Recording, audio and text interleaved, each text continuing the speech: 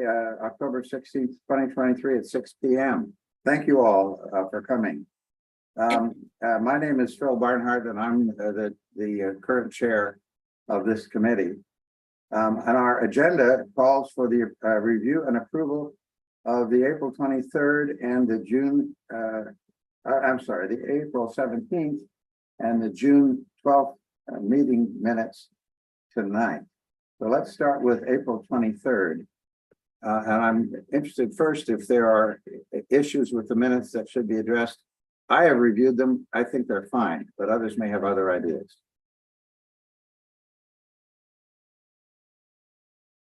Is there any objection to approving the minutes as printed? I have no objections. I move we accept the minutes of those two meetings. Terry, Or the single. Terry recommend, well, I'll take a motion on the 23rd on the April meeting, and then we'll go to the June meeting after that. I move we accept the meeting of April 23rd minutes. As printed. Thank I'll you. second. And there's a second? Yeah, it's for me. Any Right. discussion? No. All in favor? Any opposed? Megan, I think it's unanimous. So that the April minutes are approved. The next set of minutes we have is a very short meeting we had on June 12th, having to do with the review of my annual report to the board. Basically those minutes, if you didn't see them because they just came out, they basically say that the report draft was approved as presented without objection. Is there any further discussion about the June 12th minutes? No. Terry, you're up.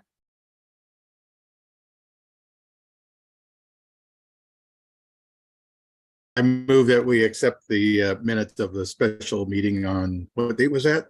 June 12th. June 12th. Is there a second? I'll second. All right, Alan seconds. Yeah. Further discussion? Any objection to the approval of the minutes of June 12th? It was a very simple meeting. Thanks, Rick. I don't hear any objections, so those minutes are approved. Thank you. And let's go along. We have a very special guest tonight, the president of the college, Stephanie Bozier, who is going to present some comments and a membership update. Dr. Bozier, you're on. Thank you. Thank you, Chair Barnhart. It's certainly always a pleasure to be here. Welcome, everyone. I want to welcome you here, and also thank you again for your service. Your service is so important because what you do is you review progress on the May of 2020 bond program. That is bond measure 20-306. And we just really appreciate all of you. There are a couple of people that I want to recognize before I talk about the membership on this Bond Oversight Committee. One of them is our board chair, and that's our Board of Education chair, and that's Austin Folnaghy. And Austin, I don't know if you can maybe raise your hand so that everyone can see you. That's great. And then I'd also like to introduce our new interim vice president of finance and operations. His name is John Nisbet. John, I don't know if you can raise your hand while you're on this call as well. There you go. Thank you so much.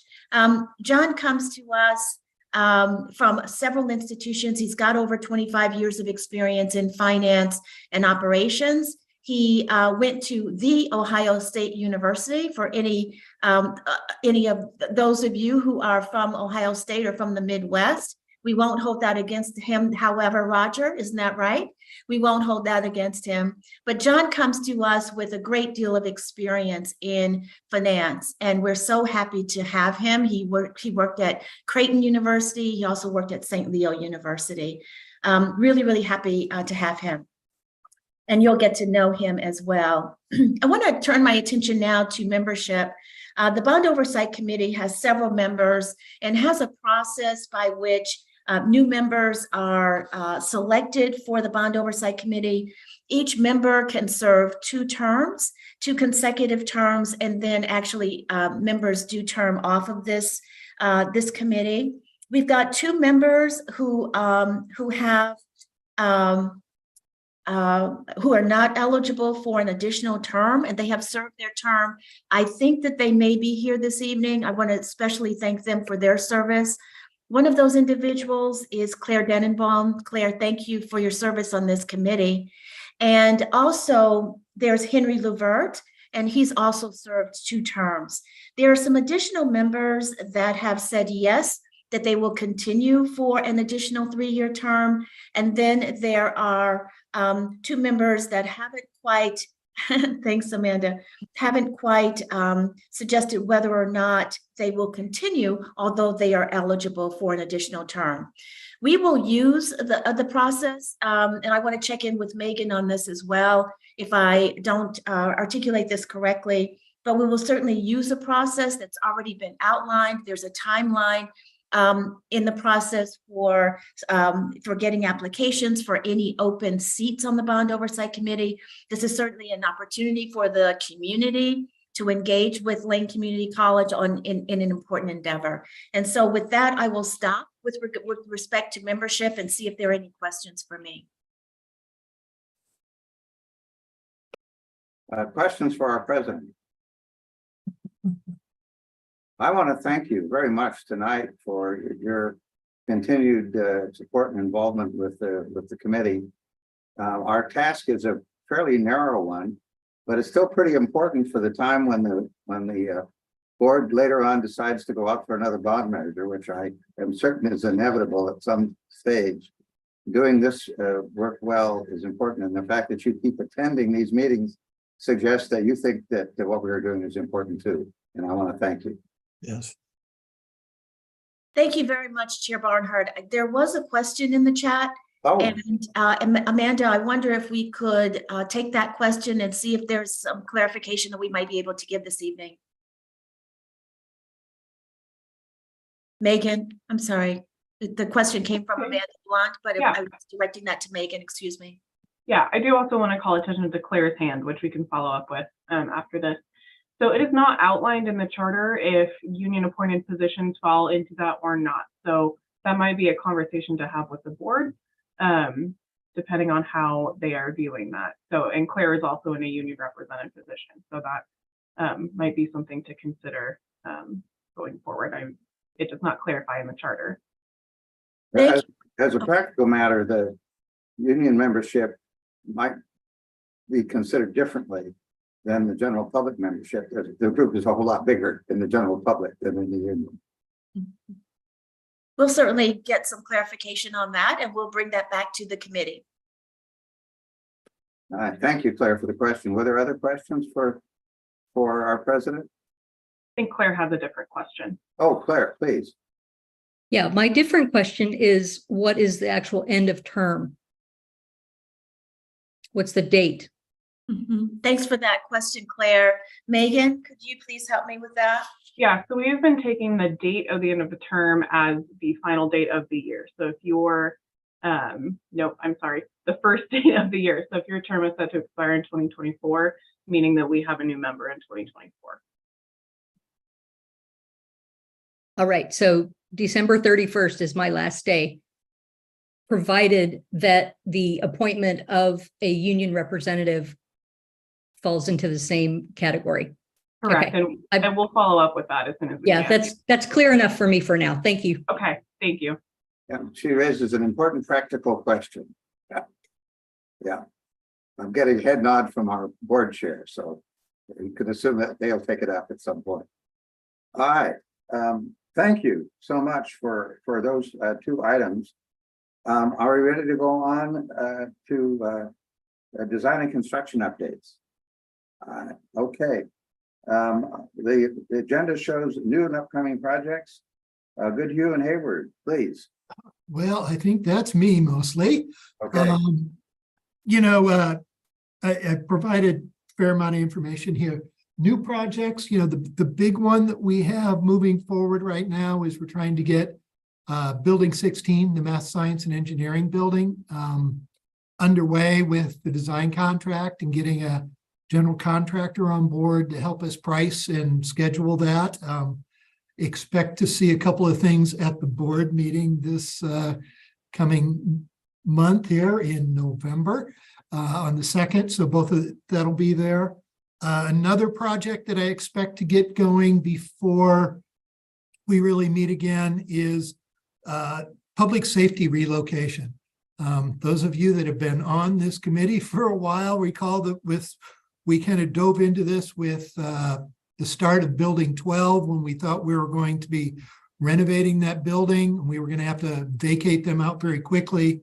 As that project morphed and we found it not necessarily economical viable to rebuild that building, but to build a new one, that project was put on hold until, well, about now. And now we need to get them out of building 12 still so that we can proceed to tear that down when ITEC is completed in a little more than a year, about 15 months from now. So is a project we're working on finalizing a location. We'll be working on, of course, getting an architect involved and then contractors, but I'm trying to pin down the scope so I can hire a team on that. A couple of other projects that we continue to work on that have been talked about are some of the campus security upgrades with new locks and things, new access control system for the campus on that. So that's our new projects. Moving on to, Tom, would you entertain any questions on those new things? Hey, yeah, makes sense. I'll pause. I need to. No, it's let fine. people ask. Are there questions about, I have one, but I want to see if anyone else does. Questions about these three items that he's already described. Public safety office, the engineering project, and the new locks issue. My question is on the new locks issue. I'm aware, and I know everyone else is too, to the increasing issues of security that seem to come out of, you can't predict them. Everyone around the country needs to be paying attention to security issues. I don't know if you want to say anything further about new locks or if saying much more about them would compromise security. And if it's the latter, that's fine. I'll slide between those 2 points. Well, we are looking at a new system. One is, as you mentioned, the changes to classroom security. They're happening as a reaction faster than a lot of things. There have been a lot of changes since our access control system that we bought with, I think it was installed early in the last bond, so it's about 15 years old in that control system. So one of the things in doing our due diligence on this was we realized that upgrading our campus access control software was a critical path item. That'll work with some new electronic software or electronic door hardware that will be able to, in the long run, it'll start with key card access, but will be tied to people, so it's better tracking, as well as will help control for faculty or staff members how they get into things.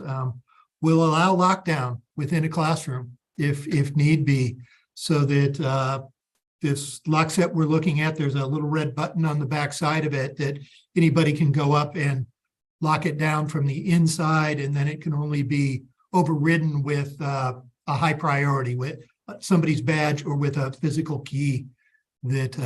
So that just sets an automatic set. On the other hand, if somebody needs to get out, all they have to do is turn the doorknob and they can get out. So they also can't get trapped in a room, because those are a couple of the big issues. So that's one that we're beginning on. We're going to be rolling out the system beginning this spring with some things, as well as with the really proofing it out with integrating it into the new building in the health professions building, as well as the industrial trades building. But then we'll be working on trying to implement that across campus. So hopefully that answers some questions there. Thank you. It sounds like a great improvement to me. Unless there are other questions on those items, why don't you go along to the fall and winter construction projects? Okay, and just to let you know, in my manager's update, those last three projects I talked about are the last three on page 2 of that manager's update. Other projects, we have our health professions building, which we're racing to get dried in. Unfortunately, the rain raced a little faster than we did on this one, but contractor is trying to do their best. We're looking at the calendar here and see 4 dry days ahead, which is we're really counting on. Our team was here Saturday working when it was dry.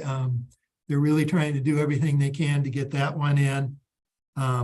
Moving along, actually really wonderful that one is still tracking to be us taking over that building probably in April and May of the year. So we're getting pretty close to that. We're some of what we're doing now is buying the equipment and working on furnishing. So those will be ongoing items and purchasing items there that you'll get notices that those items will be going to the board as well as we make major purchases. Building 12, which is right now the Industrial and Trades Education Center, is the big part of that. The first work on that was replacing the campus compressed air system, and that is now up and running and fully functional and being dealt with, final punch list and cleanup, but it has been operating and seems to be working well. The building for the new iTech building, for those of you that haven't been near campus, there's a little bit going on the east side of campus where we took down the old test cells and we have a foundation and floor slabs going in. We expect to have steel starting to be delivered and erected in November. So that'll be taking shape throughout the winter.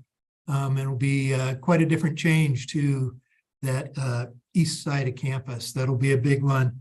And then, of course, I talked a little bit before, after we have the opportunity to occupy the iTech, we'll be tearing down a significant portion of B12 that was deemed less than desirable for maintaining, and that'll help address some of our deferred maintenance. Another project that we've completed. Tom, Yeah. I think you just said you got rid of deferred maintenance by getting rid of the building. Yes. Thank you. That's the goal, because it has a whole lot of deferred maintenance in it, and that's why we decided it wasn't cost effective to hold up. Another project that is pretty much wrapped up is the turf replacement in the soccer field as well as the track infield.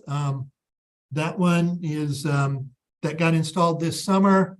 It's been in use for a while and been maintained. So we're just in some final contract cleanup, and they have some miscellaneous things where they'll come back in the spring to do some maintenance and just check, make sure the fill and all of it's performing the way it's supposed to. Another project that's been going on and we're wrapping up is the first phase of a security camera replacement. This was one that was led by, really spearheaded by George, Dr. Stalliard. Sorry, forgot for a minute there. But we replaced most of the security cameras on the main campus. And again, that was converting to a new viewing system and software background. I expect that we'll be doing adding some additional cameras to that as we move forward as well in that one. One thing I didn't talk about was for the health professions building, part of that was to do some more setup for the temporary grounds facility. And we have been struggling to get through a permit process to get a temporary structure in place. But it appears that we are very close to that, which means we should be able, we hope to have that canopy installed to work in before the end of the year. We're very close to that. So it has been a combination of challenges with a supply chain as well as deciding on how to classify it with building codes. And I see Brad laughing as an architect. I think he's been through this once or twice, perhaps. But we've come to agreements on all of these things. So that'll really help. And that's some area that we want to get some more security and lighting in. So a big deal there.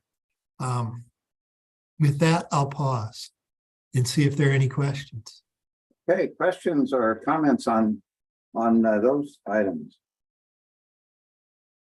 I think, Tom, I would simply ask, what do the coaches and the players think of that new pitch? The coaches were pretty thrilled when they first walked out there. I know we have the youth soccer league that is out there, and they have been really enjoying both fields.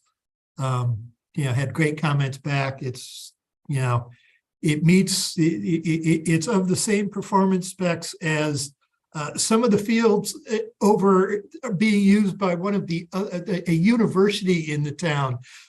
So they matched some of our specifications once again after we did that, or something like that. We'll just, that's my story and I'll keep with it. That's wonderful. Are those pitches being used by teams other than teams sponsored by the college? We have the college teams are on it. It is rented for practices for the local soccer league. I don't know how much. There are also some other things that it does rent out to for some schools and things, but those are intermittent. But we have a standing lease for soccer practice fields that fill up the parking lot every afternoon about 4 or 5 o'clock. One of the huge advantages of synthetic turf is that you can play any number of games on it without degrading it. Yeah.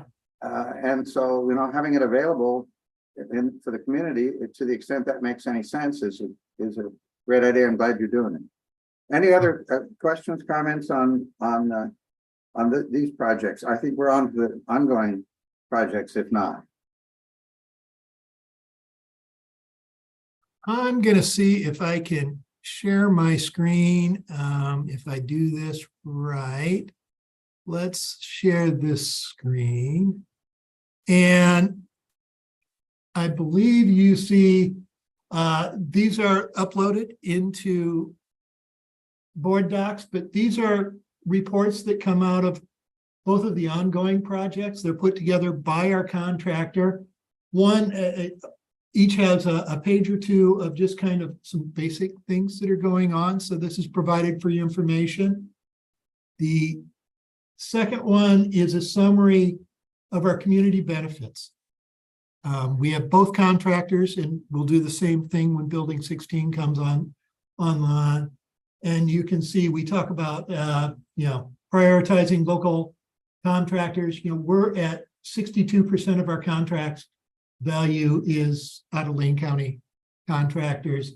Another 21% is in the Valley, which is basically up into the Salem Corvallis area.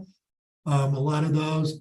And then 17% is outside of the region. That typically tends to be out of Portland, to be honest. There are a few that come out of the Washington area or something, tend to be more specialty trades type of contractors.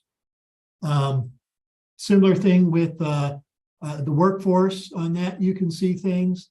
We're doing living wage, we're getting that confirmed. Full healthcare coverage, OSHA 10 certification, as well as apprenticeship programs. So this is for the health professions building. If I come down for iTech, you can start to see some of the photos here of what's been going on the project. Again, we've got a big retaining wall and a bunch of site work going on. And then their community benefits. Again, it's starting to show up. They're a little earlier on in the project, but these are things that I get a report. Actually, the community benefits report I get every month as well. I get a copy of this, and I've been uploading them on the quarterly just for tracking on that. Any questions or comments? Just a comment from Claire. Thank you for these reports. I'm really heartened to see that there is so much money being spent locally. And of course, I understand even from doing small household projects that oftentimes you can't get the material locally, and you can sometimes barely get the labor locally, but it's great that for such large scale projects, we're hitting those high benchmarks for local hiring and local materials. So that's great. Thank you. Yeah, well, thanks. It is something that, the contractors have been very diligent on. And while, yes, the corporate office is out of Portland on both of these, it is, you'll notice on one of them that the workforce talks about the actual people that are here. We follow that BOLI wage rate information to their zip code and, tells us where they truly live. So it's amazing that what a high percentage of local workforce. So those are the actual paychecks. Great. Terry, Yeah, Tom, are you going to go into a little bit more detail on the financial reports, or we're on that section? I didn't know if you were going to. I'll get to that next. Yeah, we'll try. Okay, well, when you get to that, I'll have a question on that. Shucks. Any other questions on this section? okay. Do we have these documents? Were they in the packet? They are on board docs, yes. Okay, great. They're on board docs. We can look them up there. Thank you. So let me see if I can change. Oh, find the right one.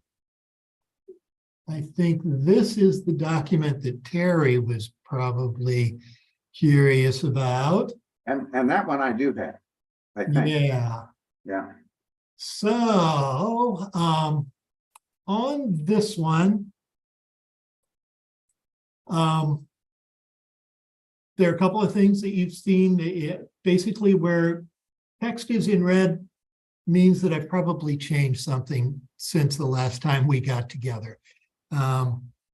Fairly minor changes. Most of them are things like parking lot maintenance, where we've closed out contracts and I just adjusted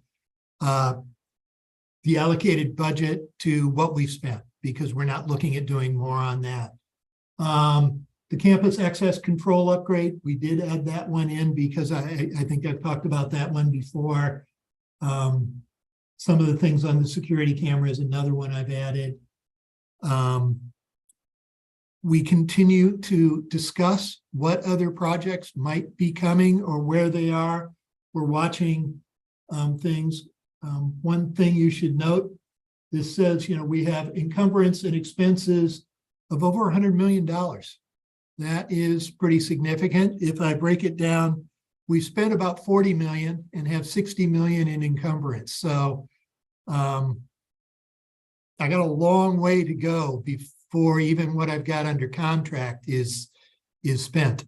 And then there's certainly a lot of miscellaneous things that need to go on that. With all that said, when we look at the totals, I'm still holding on to almost $5.9 million that is not allocated to anything in this. That's just under 5% of the total funds we have. So with 3 years into, I don't know, 6-7+ year program, still holding on to that. That not to say there aren't lots of people and lots of projects that want to try and squeeze in there. But we really are trying to wait. There are things, knowing we run into things with our budgets that become emergency things that we want to save a little bit of money just in case, perhaps too, because we got 60-year-old buildings. So they don't work as well as they once did some days. So with that, I'll pause and see what kind of questions, specifics somebody might want to address. So Tom, I know I've spoken about this before, but one of the key metrics on any project is the actual or estimate at completion, which is your actual costs and anything encumbered plus any estimate to remaining, because that's going to recognize, any planned cost. And I'm really surprised that these reports don't include that metric. And I would highly recommend that we be provided that metric in the future, because that way we know, okay, we may be through 80% of our money, but are we only 70% of the project that we expect, or do we have to start doing it in advance? So I would really like to see that metric as soon as possible. Yeah, and that would refer to the parking discussion we had just a minute ago too, I assume, Terry. Yeah, we can certainly do that for completed projects where we were and what's been there. I see, but we'll look to get that in. We do track that in some other places. So. But Brad Yeah. has, Brad, do you want to raise Yeah. a comment? Yeah, I think, the information that you've provided, Tom, is really helpful to me to understand what's going on. But the one thing that I can't sort of ferret out is obviously you've built two things into these numbers, or probably more, but two of them that stand out for me would be how much contingency, and I'm not looking for a percentage, I'm just looking for your general philosophy. How do you build contingency into these numbers? And the time your staff works on these projects, do they also get charged against the funding? I'll start with the last question first, because that's the easy one. Our staff time, we do have one group here that is administrative cost. And that is one, we are not on what is often called a recharge rate or anything, but we have various staff, including me, that is billed directly to the bond. My two project coordinators, a portion of a few other salaries get paid out of that, as well as other miscellaneous administrative costs. So that takes care of that one. And That sounds pretty lean, though. It is. It is. From what you're telling me, it's lean. Trust me, I'm running $100 million worth of construction with four of us, five of us. That's amazing. A couple extra. I got a good crew. I got some great support. Yeah. So I give credit to my staff and the staff around here that we struggle through. We're a lean, mean machine here on this campus, and it doesn't make it easy always, but we're here. Yeah. So that was your first question. As far as I'm doing projects, I usually try to get build in as I build out a scope and can define that early on in a project. I try to build in 5 to 10% as a contingency overall. I've been putting these project budgets together for about 20 years of my career. So I have a little bit of experience. I mentioned that's part of what I'm trying to do right now with, I mentioned public safety. I built a project a couple of years ago when we thought we were going to move them really quickly. I'm re-looking at that. That's part of where we're going before to set up this budget. Building 16 was the same thing. We had on that one, because we were going after a state grant, we did have somewhat of a defined scope, but we continue to look at that and kind of build that in. I try and take a guess at what survey costs, and I have a checklist of all these miscellaneous owner costs are. So I'm trying to, the survey equipment, some of them are pretty wild guesses, but some are based on a cost per square foot, some are rule of thumbs based on how many people. It's wise experience, I guess, is what I'll chalk it up to, or unwise experience, lucky guesses. I just appreciate the fact that, that works. I mean, with a project, as many as you've got going, some are going to have larger contingencies, some are going to have smaller contingencies based on the unknowns. The other one, having worked for the city of Eugene for 20 years with capital projects, the interest earnings were never, ever permitted to be spent by a project manager until the project was done. I notice you say zero there or nothing. Do you anticipate having interest earnings that you'll be able to help offset some of your costs? I'd like to think so, but if I look at my retirement account over the last 3 years that we've had this money, Okay, enough said.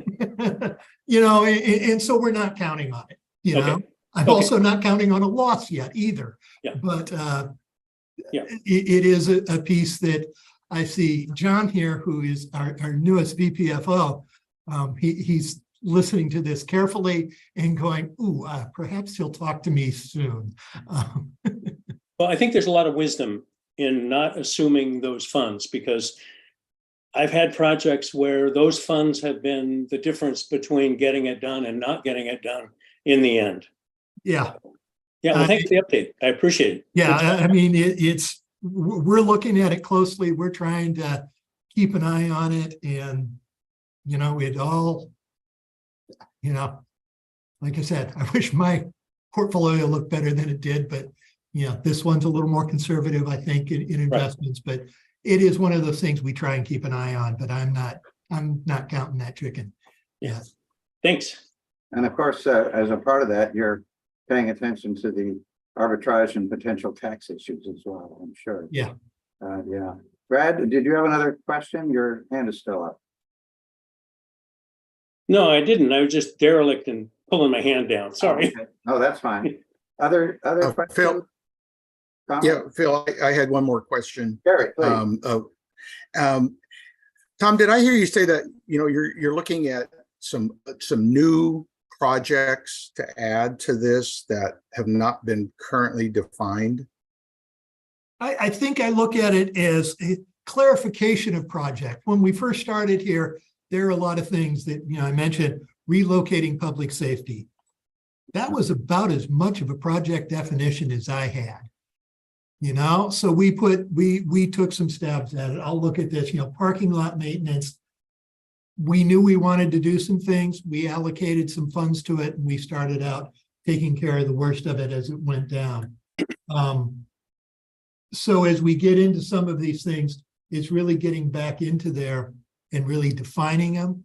And some of it is working with, you know, we have new leadership. Dr. Bolzer's here, and reprioritizing and talking with the board, the administration and faculty to what is needed. That happened with the big projects as well, to really look at, you know, what do we need when we had Building 12 was to be a, you know, a new industry and trade center. But again, when I started that project, there wasn't much more definition than that.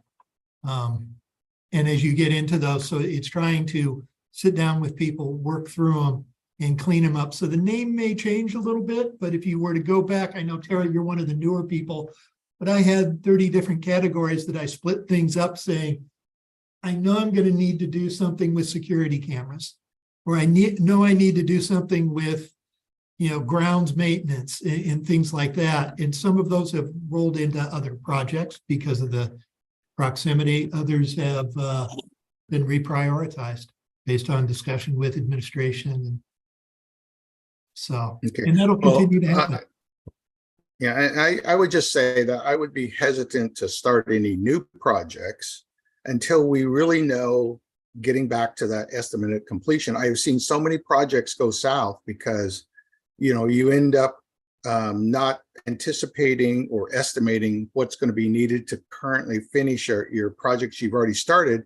And then you have to go back and either find more money or go back and cut something. So I would just say, let's take a look at what we have remaining to finish our existing projects before we start any new ones. Don't disagree with you. Other questions? I have one that occurred to me as Terry was talking. You're buying a bunch of equipment. You're buying equipment for the health center. You're buying equipment for the skills programs. unless you've already got committed on price on that equipment, the prices of those things may be going up. Do you have any thoughts about that issue that you could share with us tonight? Well, we're trying to, some of the equipment, for health professions, we've just committed to buying new dental equipment. We have some more equipment, some x-ray equipment and some things like that coming in. We've been tracking those prices. We buy through cooperative agreements, so that helps control our costs. Because we do a fair amount of this, we're pricing it. For some of the other things, the other part of it is that it's not all out of the bond funds that this equipment is coming from. Some of it, we have other grant funds, academic funding that they have prioritized some of this. There are things like the machine shop is already working on, they are getting in donations of machines and working on additional machines for the new facility, as well as they've got a prioritization of equipment across health professions to iTech and on into the science building, that over the next 3 to 5 years, they'll kind of roll across those with the different allocations. So that helps as well. I really appreciate the academics cooperation in that one. That's been a great. Yeah, that's wonderful. I'm assuming that some of that, at least, is coming from people who would like to employ your graduates and need skilled workers that they are having difficulty finding. Is that a reasonable statement, or have I missed something? I'd like to hope so. If Austin's doing his job out there getting people to donate things, and Dr. Bulger is doing her job, but certainly there's a lot of that discussion. I mean, I know we've been able to get grants to add more students to the health professions building. Getting some of that equipment is, hopefully we can get some funding for not only for the students and faculty, but for some of the equipment as well. And we do continue to work on that. And we're working with the foundation on those possibilities. Brad, you had another one? Yeah, I'm not. I'm not quite how to put this, but I'm not arguing with your position, Terry, on what you were asking for.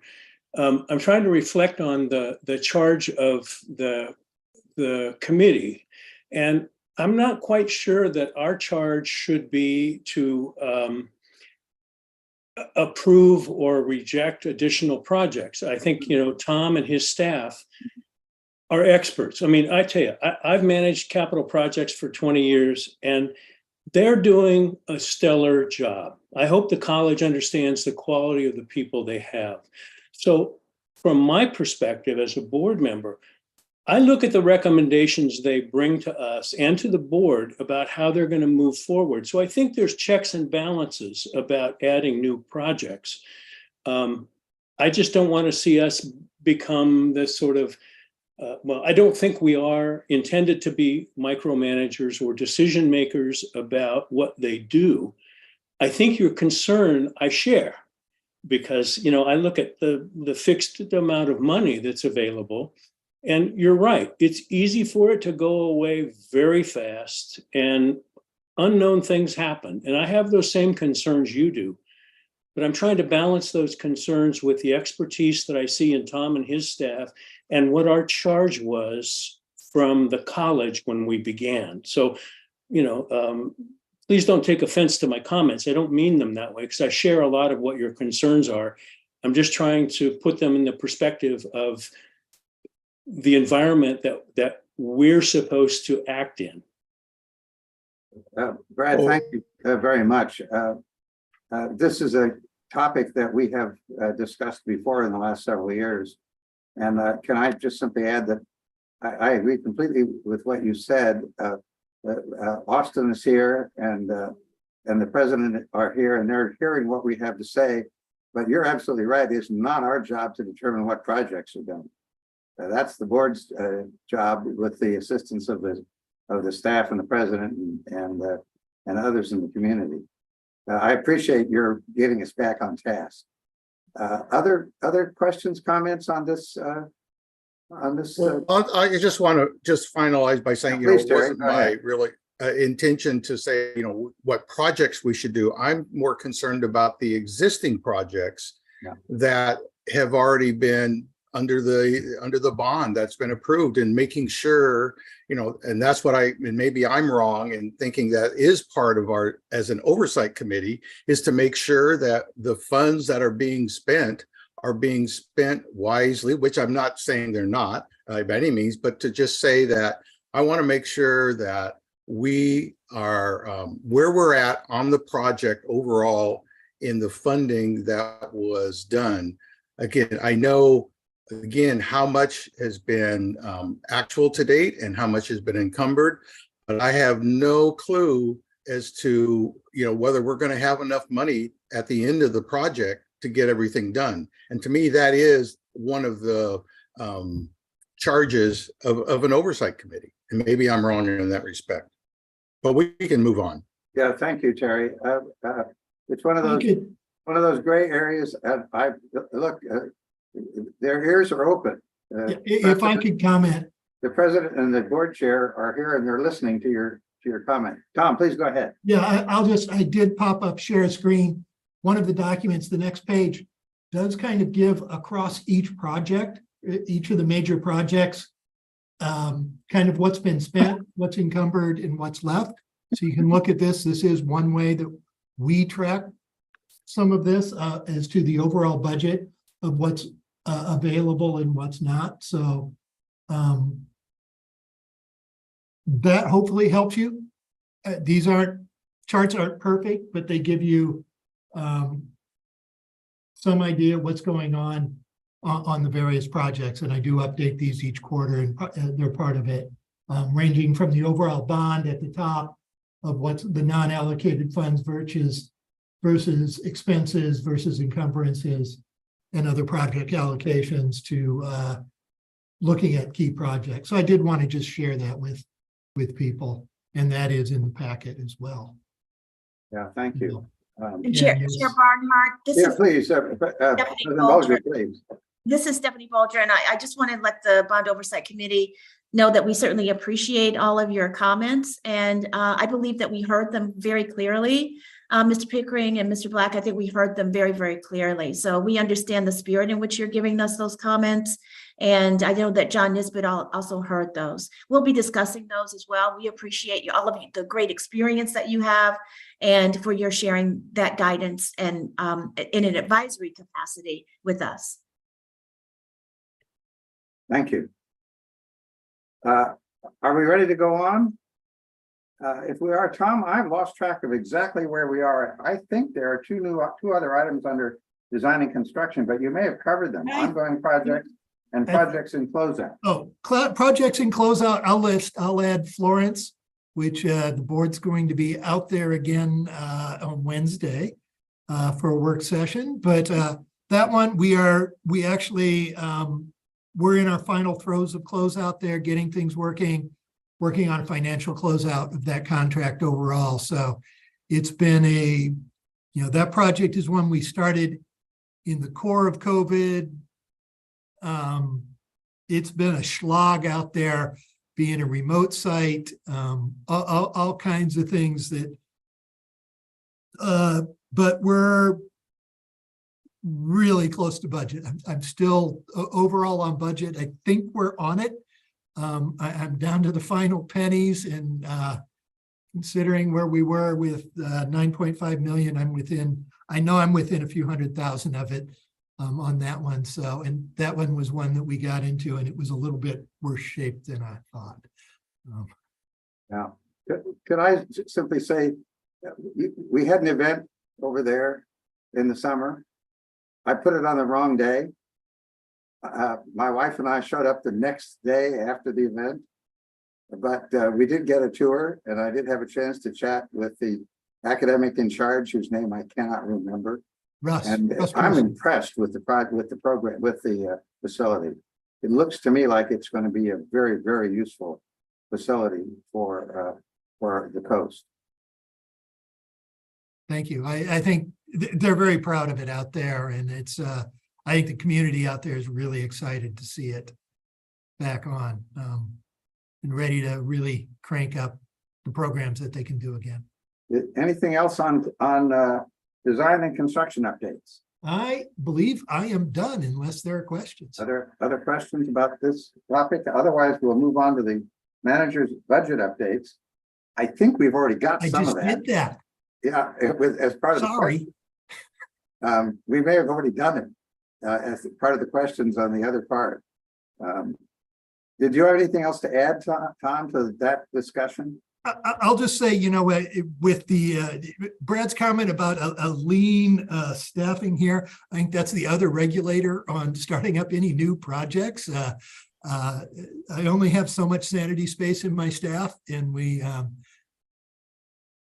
can only do so much. So that does keep us from diving as fast as much as I want to get things done. It does take time, and it does spread out the work a little bit. So, yeah. With that, otherwise, you know, finances continue to go on. Our goal is really to stay the course. I set up talking to you folks, you know, 2.5 years ago about a plan, and I'm trying to keep as close to it as I can, and appreciate you guys keeping me on task. Thank you. Our next item is closing items, questions from the committee. This is whatever questions you got were left out earlier, or other things that you'd like to ask about. Now's your shot. Yeah, I would just like to make a comment Please, Brad. about the job that Tom and his staff and the support staff at LCC have done. You know, when I look at the information they've given us, it really makes it, for me, quite easy to say, I think the college is walking their walk, talking their talk. They're doing what they said they were going to do. And I'm amazed that the staff that Tom has is so small, because this is a monumental undertaking, and to manage this many projects successfully, I honestly hope the college truly understands the whole group of people that are working on this, whether it's Tom or finance, or choose what you'd like. They're all remarkable people, and they're all contributing to the success of the program. Tom may be the face, but there are a lot of people behind the scenes that need a pat on the back for doing a great job. Thank you, Brad. I completely agree with that comment. Roger? You'll need to unmute. It's tempting to want to say amen to much of what's been said here already today, and I think that Brad summed it up really well. You know, the questions that we have to answer to the board and to the public are we doing what we said we're going to do, and are we spending our money wisely? I think it's important if you could spend some time actually walking and talking to the people who are doing it and seeing what they're dealing with, to understand that the very best effort is being made to get the most for the buck and leave a long-term quality product out there. I'm like what Brad said. I feel much better now, and now that things have begun to come out of the ground and see what's happening, I feel much better than I did 2 years ago when I couldn't figure out what the heck was going on. So I compliment the staff and this committee, this membership of this committee, being as involved and as concerned as we all are, that I feel good to be part of it, and am thankful for the leadership that we're getting. Thank you so much, Roger. Other questions, comments? I do know we have the board chair here. I don't know whether you want to say anything at this meeting or not. You certainly don't have to, but Thank we you. I know Tom wants to say something. I'll let him speak first. Oh, okay. I was just going to say, you know, you guys talked about it. In my manager's update, I mentioned that we are offering regular tours of health professions, and we'll start doing that very soon with ITech as well.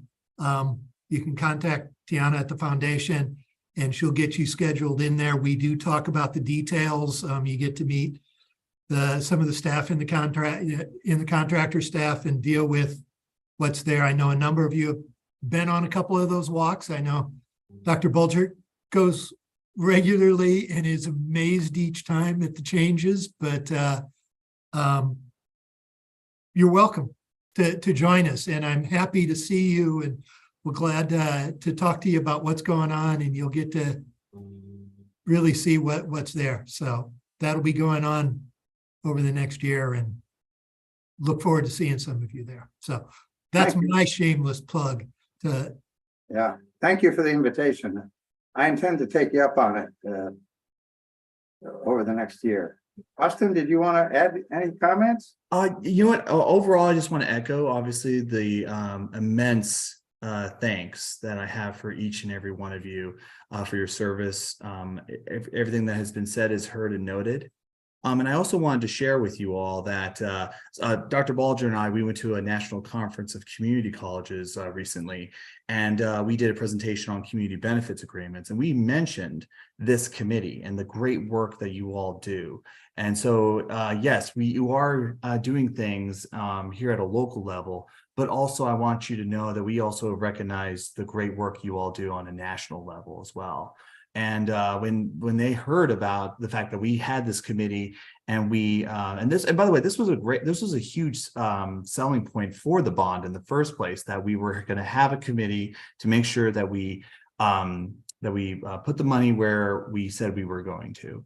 And that was a huge selling point for a lot of voters who voted on this bond, by the way, in the middle of a pandemic. Which was a very just uncertain time, and a time period where our neighbors were losing their jobs, businesses were closing down. It was a really uncertain time, but they voted yes on this because of this institution and because their fellow citizens would be a part of a committee that would oversee this process. So I really want to thank the service that you all do. I previously served on this committee, and I know the work that goes into it. So I want to just simply say thank you for the work that you all do. Thank you for those comments. I'm sure all the members appreciate them. The next item on our, unless somebody else has another question, the next item on our agenda goes to Megan and the schedule. When are we meeting next? Yes. We are proposing future meeting dates of April 22nd, 2024. Another Zoom meeting. We'll have a quarterly update in January that will go out via email. And I am proposing ahead of time that we do a special meeting on June 10th, 2024 to approve the annual report. And if that is agreeable, I will send out calendar invites and holds this week. That's all I have. Great. Comments, thoughts? Megan, I think I'm going to throw one out. Did I unmute? Go. Hi there. Yes, I want to invite all of you to come out to Cottage Grove on the 26th. I'm sure Stephanie's going to be over there. We're opening up the Community Health Center. We're doing that groundbreaking, or whatever the heck the media people like to call this stuff. But I think the more of us who show up, the more we'll be showing the citizens in Cottage Grove how important this is. And also, I agree with everything else everybody said about how great you staff are and how very thoughtful this committee is. It's been a pleasure to be on it.